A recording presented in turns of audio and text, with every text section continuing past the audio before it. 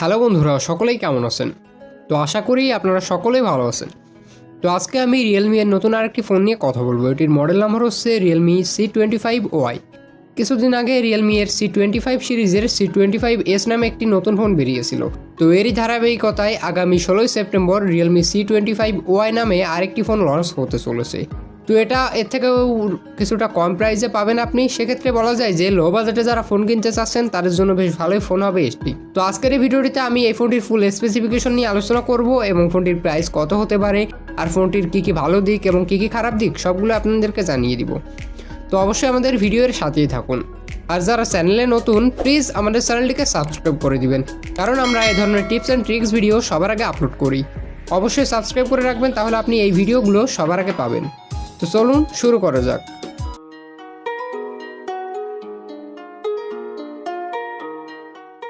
Welcome back guys, আমি হিমেল রয়েছে আপনাদের সাথে। তো চলুন জেনে নেওয়া যাক স্পেসিফিকেশন হিসাবে কী কী রয়েছে। বন্ধুরা, এই ফোনটি ডিসপ্লে সেকশনে আপনি পাবেন 6.5 ইঞ্চি একটি HD+ রেজুলেশনের ডিসপ্লে, অর্থাৎ 720x1600 পিক্সেল রেজুলেশনের। আর এখানে রয়েছে 60 হার্টজ রিফ্রেশ রেট, যেটা নর্মালি ফোনে থাকে। ফোনটির পেছনের যে ডিজাইনটি আপনি দেখতে পারবেন স্কোয়ার শেপে ক্যামেরা দেওয়া হয়েছে, যেটা রিয়েলমি এর সব ফোনেই সচরাচর দেওয়া হয়। রিয়েলমি এর 80% ফোনে কিন্তু এই ক্যামেরা সেট দেওয়া হয়, যেটি আমার কাছে মোটেও ভালো লাগে না যে একই ধরনের সেট দিয়ে এরা বারবার একই ধরনের ডিজাইনে ফোনগুলো লঞ্চ করতে থাকে। তাইতে হাজার ভালোই স্পেসিফিকেশন হোক আর কম স্পেসিফিকেশন হোক, এই জিনিসটা আমার মনে হয় রিয়েলমি এর পরিবর্তন করা জরুরি। তো সে যাই হোক, ফোনের পেছনে কিন্তু আপনি কালারের দিক থেকে বেশ ভালো একটি কালার কম্বিনেশন পাবেন, যেটা দেখতে আমার কাছে মোটামুটি ভালো লেগেছে। ব্ল্যাক কালার, তারপরে একটি হচ্ছে স্কাই কালারের, আপনি দুইটি কালার পাচ্ছেন। এবারে কথা বলি ফোনটির ক্যামেরা নিয়ে। ফোনটিতে রয়েছে 15 মেগাপিক্সেল ট্রিপল রেয়ার ক্যামেরার সেট আপ। তো 50 মেগাপিক্সেল ট্রিপল রেয়ার ক্যামেরা কিন্তু যথেষ্ট ভালো এবং উন্নত মানের হবে আশা করা যায়। এখানে সাথে একটি 8 মেগাপিক্সেল এবং 5 মেগাপিক্সেলের আলট্রা ওয়াইড এবং ডেপথ সেন্সর থাকছে দুইটি। তো এর ক্যামেরা কোয়ালিটি আমার কাছে বাজেট অনুযায়ী কিন্তু যথেষ্ট পরিমাণে ভালো লেগেছে, কারণ 15 মেগাপিক্সেল ক্যামেরা। আর ফ্রন্ট ক্যামেরাতে পাবেন 8 মেগাপিক্সেল ফ্রন্ট ক্যামেরা, যেটা সচরাচর এই 10-15 হাজার টাকা বাজেটের ফোনগুলোতে দেওয়াই থাকে। আর ফোনটিতে আপনি উভয় জায়গায় ফুল এইচডিতে ভিডিও রেকর্ডিংয়ের সুবিধা পাবেন। ব্যাটারির দিক থেকে আপনি এখানে পাবেন 5000 মিলিঅ্যাম্পিয়ার অথবা 6000 মিলিঅ্যাম্পিয়ার ব্যাটারি।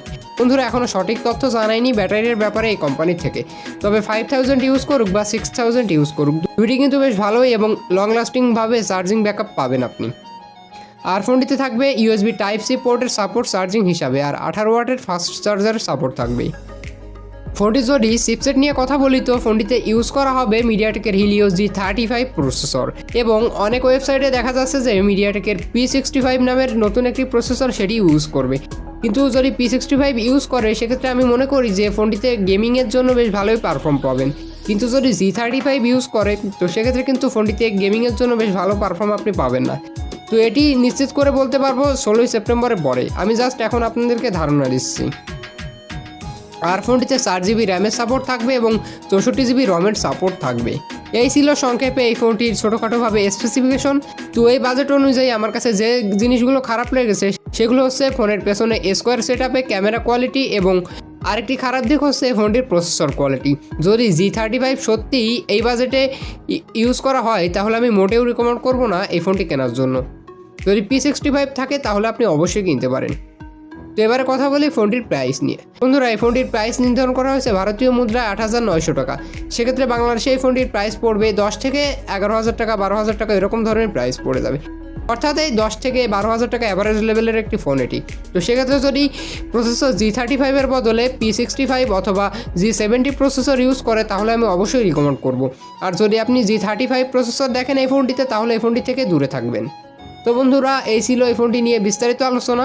আশা করি ভিডিওটি আপনাদের ভালো লেগেছে। ভালো লাগলে অবশ্যই লাইক করে দিন, আর চ্যানেলটিকে সাবস্ক্রাইব করতে ভুলবেন না। ফিরে আসবো নতুন কোনো ভিডিও নিয়ে। এতক্ষণ সাথে থাকার জন্য ধন্যবাদ।